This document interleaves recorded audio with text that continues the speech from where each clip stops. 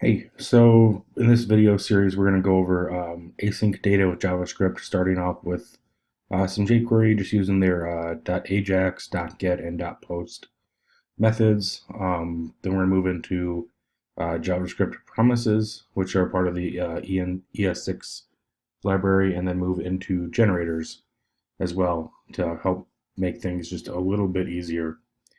So to demonstrate this, I'm going to just be using this Google Maps API. I just went ahead and copied this example and got my own Google Maps API key, which you can get by clicking on Get a Key over here on the left. So to get into the code, like I said, the first thing we're going to do is we're going to start off with just some simple Ajax functions here just to kind of run over everything that does, how it works, and why this does work. It could get kind of hairy and get you into what they call the callback pyramid or callback hell. Just to run through the code real quick, up here I've got an API URL. Once again, just copy that URL that they've got in the Google Maps example, and I've got my API key here just being imported from a separate file, so it's not here on the screen. Down here I've got a function called getAddressInfo that just executes an AJAX request to the URL above using the get method. The get method is a default method. You don't have to put it in there, but for the sake of the demo, it's just a little bit more explicit. So whenever you make an AJAX request with jQuery, there are several events that get fired.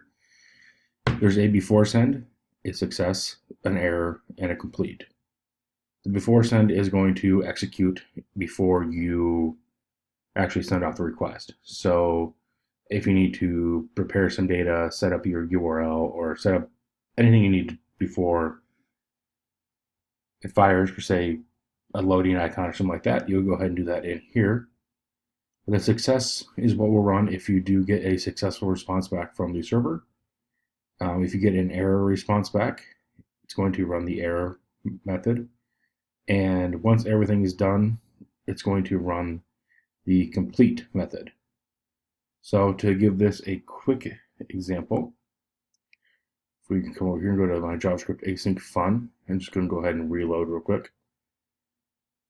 You'll see that it ran the before preparing to send request. It got into the success, and we can see that by coming to success and do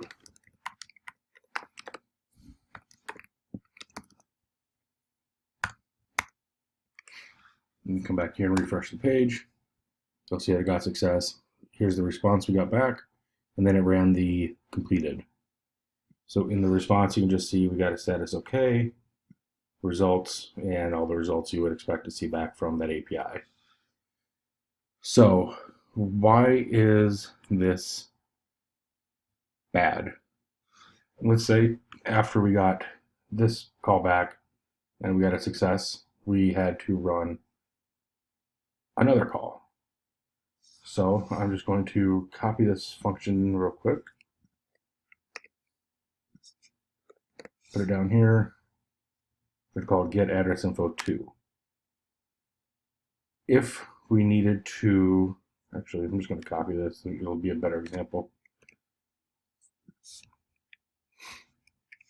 So if we needed to make another AJAX call after we completed this one, you would have to do something in your success function where you can make another call. And if I beautify this real quick, you can see that all of a sudden we're starting to get this pyramid, and just for fun, just to really kind of drive it home, after this one gets done, we need to make another call because this call depends on something from the previous call, which depends on something from the previous call. All of a sudden you see this huge, once again, the callback pyramid or the callback hell, where you're starting here at the top, you're kind of moving in, and then you're moving out. On top of that, this AJAX call has an error function that's down here. This AJAX call has an error function that's down here, and so on and so forth. So trying to trace through where you need to be to do what can be kind of hairy. So let's do success 1, success 2, and success 3. Now we'll run this in an async fashion, so this call won't run until this one succeeds, and this one won't run until this one succeeds, which is ultimately what we're trying to do, but it can get kind of hairy and ugly. So let's refresh real quick just so 1, 2, and 3. So they do execute in order and everything works. However, there is a better way to do this, and we'll go ahead and cover that in the next video.